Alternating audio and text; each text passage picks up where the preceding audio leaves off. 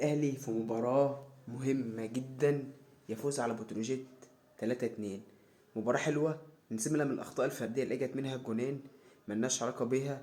المباراة جميلة، اللاعيبة نازلة عندها شغف، زي ما تقول عايزة تثبت نفسها. كابتن عماد النحاس طبعا بصمته لسه في 3 4 أيام، بصمته مش بتبقى ظاهرة على الفريق، بس الفريق شكله حلو.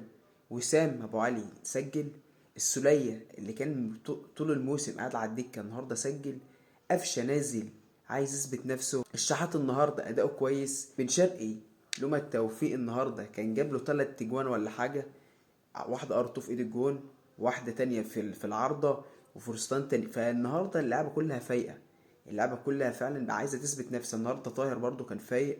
سيبنا بقى من الجوانين اللي دخلوا ما عندناش علاقه بيهم، بس الاهلي شكله حلو.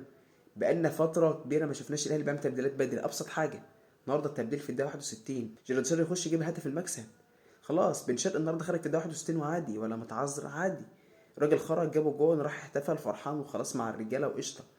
فالاهلي شكله حلو، الاهلي شكله كويس. الماتشات الجايه برضو هتبين الفرقه، هتبان بصمه كابتن عماد النحاس. كابتن عماد النحاس مدرب كويس ومدرب محترم. فالفتره الجايه هنشوف بقى الانسجام بقى، اللعيبه مع خطه اللعبه مع التكتيك مع الحاجات اللي لسه هتظهر دي.